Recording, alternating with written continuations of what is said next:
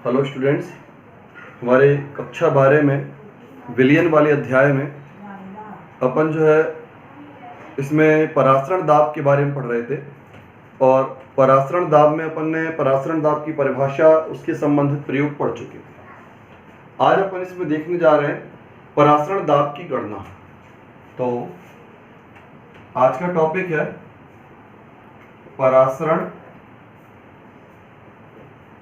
दाब की गणना। देखिए बेटा, परासरण दाब की गणना के लिए हम यहां पर दो नियमों का प्रयोग कर रहे हैं। पहला नियम आता है इसमें वन हाफ बॉयल नियम। पहला नियम है वन हाफ बॉयल नियम।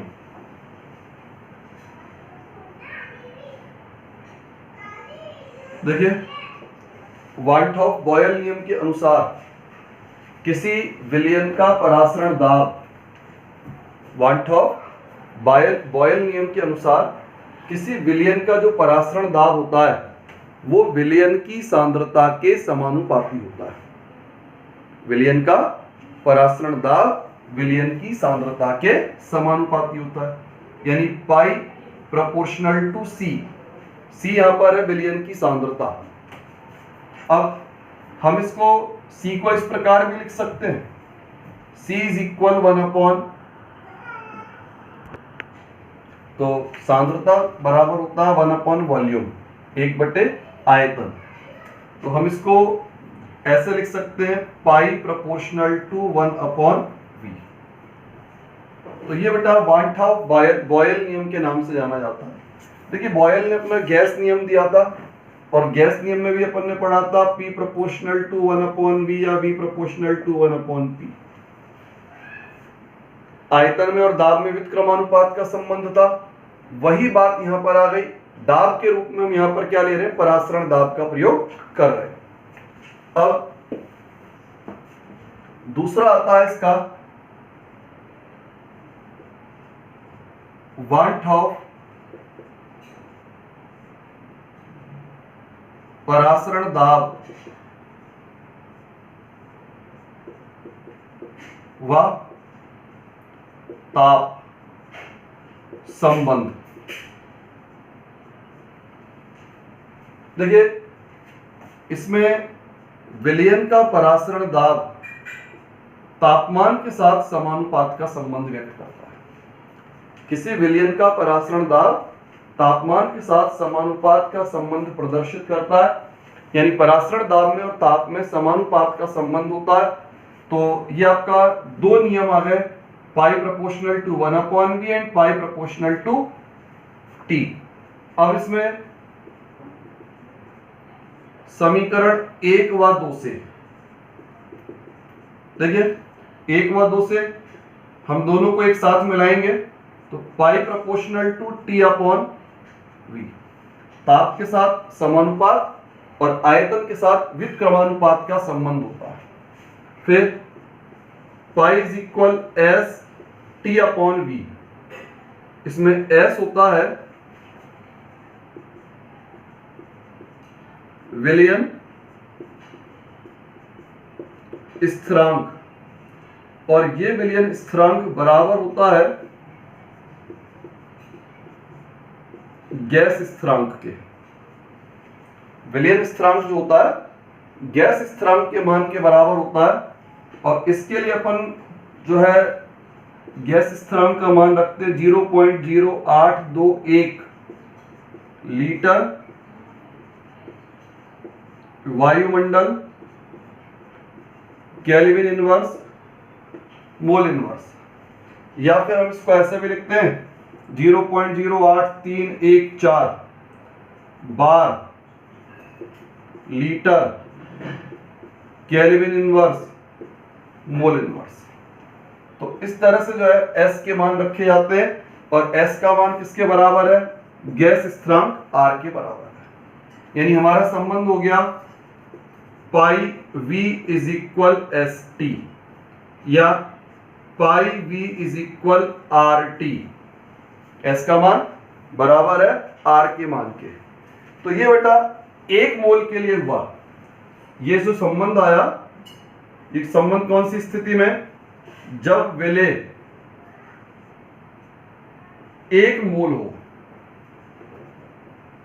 विलयन के अंदर उपस्थित विलेय पदार्थ की मात्रा 1 मोल है, तो उस अवस्था में आपका ये संबंध जो है लगेगा। अब इसमें अपन इसमें दूसरी स्थिति लें, यदि विलेय की मात्रा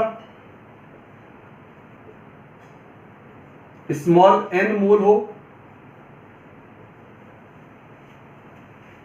विलेय की मात्रा स्मॉल n मोल हो, तो बेटा स्मॉल n मोल होने का मतलब हम संबंध को लिख सकते हैं पाई वी इज इक्वल nRT। ये वही समीकरण आ गया जो अपन आदर्श गैस, जिसको हम आदर्श गैस समीकरण कहते हैं। आदर्श गैस समीकरण होता है PV इज इक्वल nRT, ये आपका हो गया पाई वी इज इक्वल nRT। वहां P दाब होता है, यहाँ पाई दाब हो गया, वहां P गैस का दाब था, यहाँ पाई आपका परासरण दाब हो गया। अब बेटा देखो इस समीकरण को अपन कई रूपों में लिखते हैं। एक तो हो गया pi is equal n upon V R T. अब n अपॉन वी का मतलब मोलों की संख्या अपॉन विलयन का आयतन लीटर में।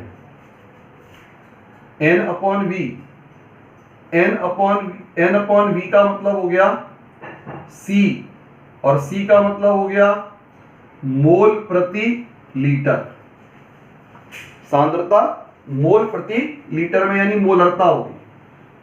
तो ये हो गया भाई CRT। एक संबंध आ गया pi is equal n upon V R T, या फिर पाई इज इक्वल CRT। अब देखो हम इसमें n मतलब मोलों की संख्या, मोल की संख्या को क्या लिखेंगे अपन, मोल होता है विलेय पदार्थ का द्रव्यमान, विलेय पदार्थ का द्रव्यमान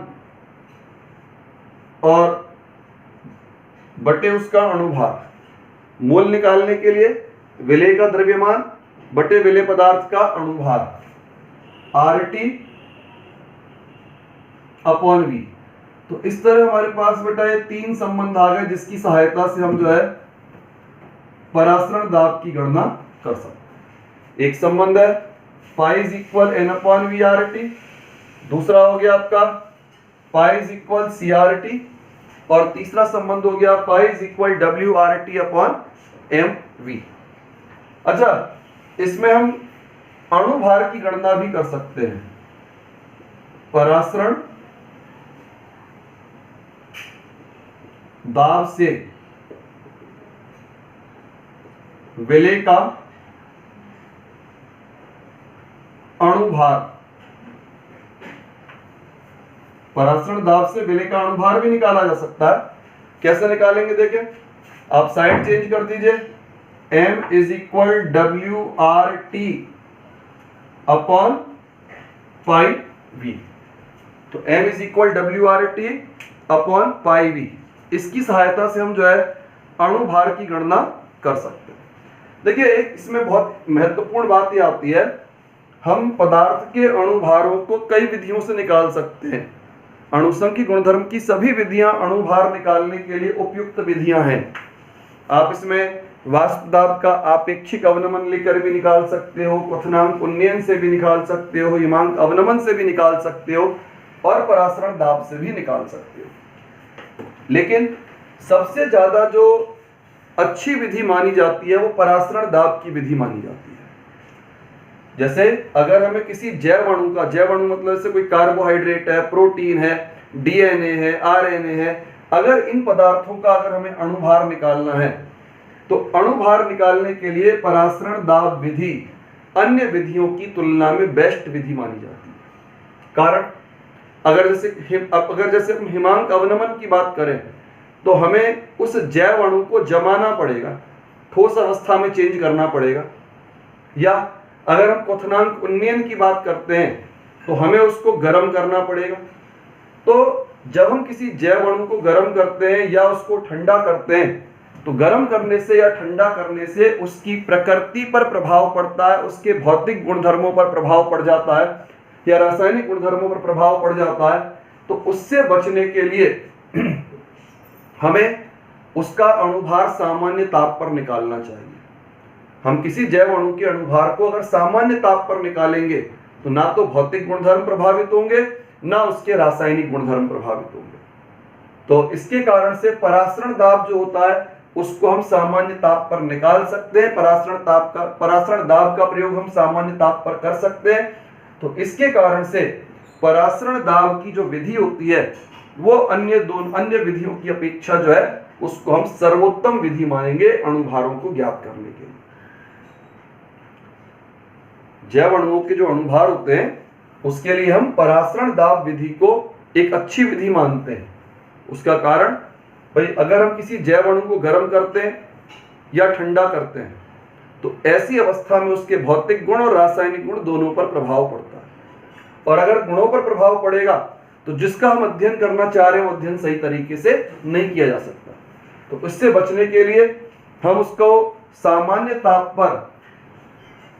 ताप पर ही उसके अणुभार को ज्ञात करें, और सामान्य ताप पर अणुभार ज्ञात करने के लिए परासरण दाब की विधि एक अच्छी विधि मानी जा सकती है। तो इस तरह से हम परासरण दाब की गणना कर सकते हैं। परासरण दाब ज्ञात करने के लिए यहां पर हम सूत्र वगैरह की स्थापना कर सकते हैं। अब बेटा इसके बाद में आता है परासरण दाब से ही संबंधित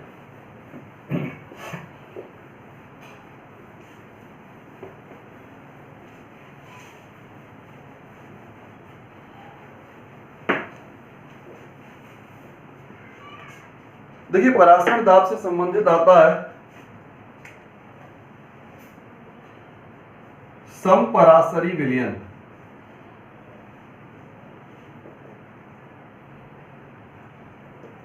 समपरासरी विलयन बेटा समपरासरी, सम मतलब समान, जब भी दो या दो से अधिक विलयनों के परासरण दाब के मान एक समान हो। समपरासरी का अर्थ होता है समान परासरण दाब। अगर दो या दो से अधिक विलयनों के परासरण दाब के मान एक समान है तो ऐसे किसी भी विलयन को हम समपरासरी विलयन कह सकते हैं। परासरण दाब समान होने पर समपरासरी विलयन। फिर इसमें और दो विलयन आते हैं। एक होता है अतिपरासरी एवं अल्पपरासरी।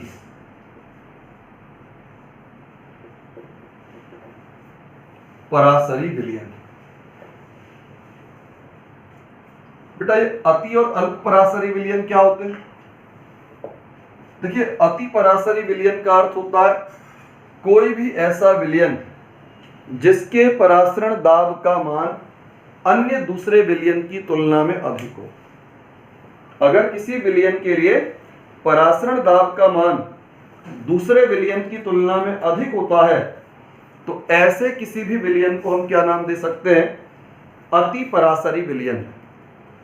किसी दूसरे विलयन की तुलना में अगर परासरण दाब का मान अधिक है तो वो विलयन कहलाता है अतिपरासरी विलयन।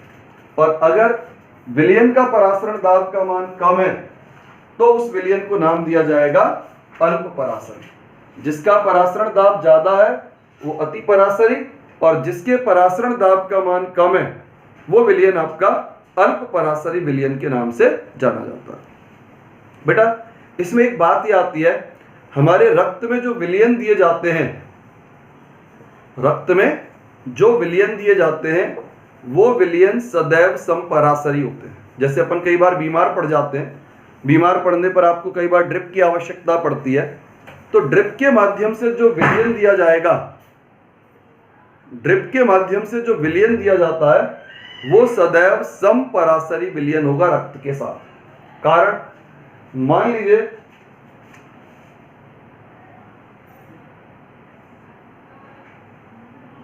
ये हमारे आरबीसी है, आरबीसी, और आरबीसी को हम किसी ऐसे विलयन में डालें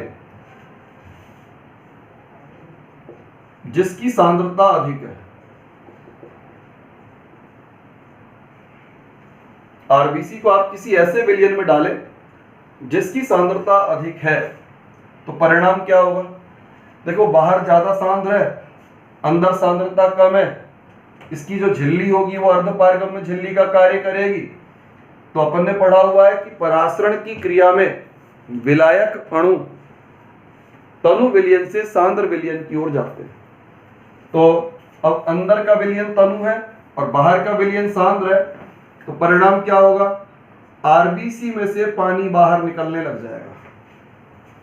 आरबीसी में से पानी बाहर निकलेगा, और जब आरबीसी में से पानी बाहर निकलेगा तो धीरे धीरे आपके आरबीसी जो है सिकुड़ने लग जाएंगे, और आरबीसी सिकुड़ करके नष्ट होने लग जाएंगे। यानी रोगी मनुष्य को फायदा होने की बजाय उसका नुकसान हो।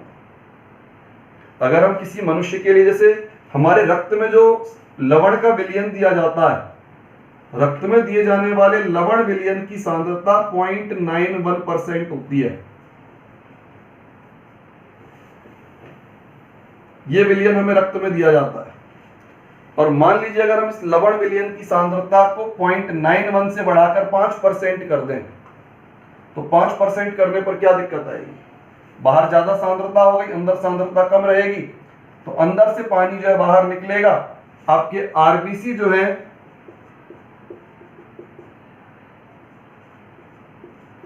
सिकुड़कर नष्ट होंगे। इस अवस्था में आरबीसी क्या होंगे? सिकुड़ेंगे और नष्ट होंगे। एक दूसरी स्थिति,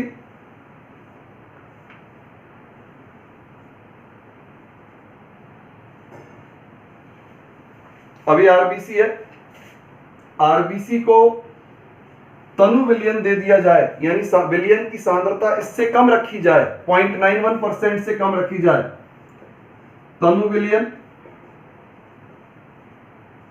या फिर केवल पानी दिया जाए, पानी में डाल दिया जाए, यानी किसी मनुष्य के शरीर में केवल पानी चढ़ा दिया जाए, कुछ भी नहीं मिला हुआ, ना कोई नमक मिल रहा, ना कोई ग्लूकोज मिल रहा, केवल डायरेक्ट पानी चढ़ा दिया जाए, तो क्या परिणाम निकलेगा? परिणाम ये निकलेगा, बाहर का विलयन हो गया तनु, बाहर का विलयन हो गया तनु, और आरबीसी के अंदर सांद्रता होगी ज्यादा। तो अपन ने पढ़ा हुआ है कि परासरण की क्रिया में विलायक जो होता है वो तनु विलयन से सांद्र विलयन की ओर गति करता है। तो तनु विलयन से सांद्र विलयन की ओर जब गति होगी तो आरबीसी के अंदर धीरे धीरे पानी भरना चालू हो जाएगा, और आरबीसी फूलेंगी एवं फटकर नष्ट होंगी। अगर आरबीसी के अंदर पानी भरता है तो आरबीसी के अंदर पानी भरने का मतलब हुआ आरबीसी पहले तो फूलेगी, और जब ज्यादा पानी भर जाएगा तो आरबीसी फटने लग जाएंगी। तो इस तरह से दोनों ही स्थितियां जो है, अधिक सांद्र विलयन दे रहे हैं तब भी नुकसानदायक है, कम सांद्र विलयन दिया जा रहा है तब भी नुकसानदायक है। यानी जो भी विलयन हमारे रक्त में दिया जाना चाहिए उस विलयन की सांद्रता, जो विलयन हमारे रक्त में दिया जाना चाहिए उस विलयन की सांद्रता उतनी ही हो कि वो हमारे रक्त के साथ समपरासरी विलयन का व्यवहार प्रदर्शित करे। अगर वो समपरासरी विलयन का व्यवहार प्रदर्शित करेगा तो ना तो पानी अंदर भरेगा और ना पानी अंदर का बाहर निकलेगा, ना तो आरबीसी फूलेंगी ना आरबीसी सिकुड़ेंगी, यानी हमारे रक्त में किसी प्रकार का कोई नुकसान नहीं होगा। तो ये बेटा इसमें अति परासरी या अल्प परासरी विलयन के प्रभाव थे। अब बेटा इसमें आपकी किताब में, राजस्थान बोर्ड की किताब में जो है समपरासरी के लिए एक बेटा आंकिक प्रश्न उदाहरण के रूप में दिया है। अच्छा प्रश्न है ये।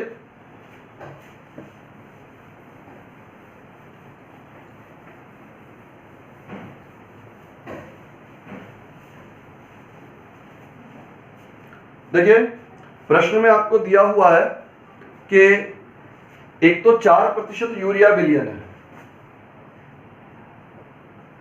4% यूरिया विलयन, और ये कह रहा है एक अन्य कार्बनिक यौगिक A का 12% विलयन,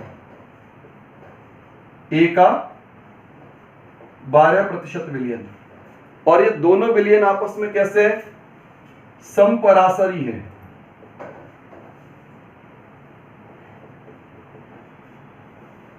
समपरासरी हैं, तो आपको A का अणुभार ज्ञात करना है। हमें यहां पर A का अणुभार ज्ञात करना है। तो अब A का अणुभार किस प्रकार ज्ञात किया जाएगा ये अपन देखते हैं।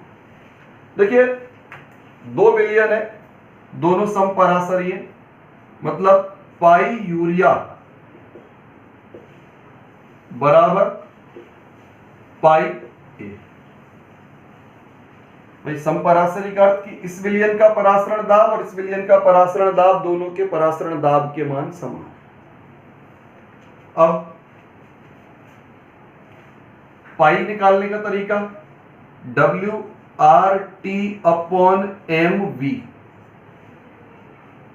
और WRT/mv,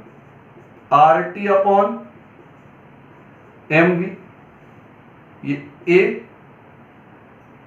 पदार्थ A का द्रव्यमान, पदार्थ A का अणुभार, यूरिया का द्रव्यमान और यूरिया का अणुभार। यू अपन ने यू लिखा है यूरिया के लिए, ए लिखा है आपका पदार्थ ए के लिए। अब बेटा देखो प्रश्न में आपको तापमान नहीं दिया, तापमान नहीं दिया मतलब दोनों के लिए तापमान समान है, गैस स्थिरांक दोनों समान होंगे ही होंगे, तापमान समान। अब इसमें यहां भी परसेंट दिया है, यहां भी परसेंट दिया है। जब भी आपको सांद्रता परसेंट में दी जाए तो सांद्रता परसेंट में देने का अर्थ हुआ कि हम आयतन को 100 ml मानेंगे। अगर सांद्रता परसेंट में दी गई है तो आयतन 100 ml माना जाएगा। तो इधर आयतन 100 ml है, इधर भी आयतन 100 ml है, कैंसिल हो गए। बचा यूरिया का द्रव्यमान, यूरिया का अणुभार, ए का द्रव्यमान, ए का अणुभार। देखिए यूरिया का सूत्र होता है NH2CONH2। नाइट्रोजन का परमाणु भार 14, 2 नाइट्रोजन परमाणु, हाइड्रोजन का परमाणु भार 1, 4 हाइड्रोजन परमाणु, कार्बन का परमाणु भार 12 और ऑक्सीजन का परमाणु भार 16। इसे आप हल करेंगे तो यूरिया का अणुभार मिलेगा आपको 60 ग्राम में, मात्रा 4 ग्राम, यूरिया का अणुभार 60, पदार्थ ए का द्रव्यमान 12, पदार्थ ए का अणुभार निकालना है। अब इसके बाद आप क्रॉस मल्टीप्लाई कर लीजिए तो ये हो जाएगा 4 × Ma 12 × 60। Ma हो जाएगा बेटा 12 × 60 बटे 4, तो यह 12 और 180 जो है आपका कार्बनिक यौगिक ए का अणुभार प्राप्त होता है। ये बेटा आपको उदाहरण दिया हुआ है, पेज नंबर 37 पर उदाहरण दिया है।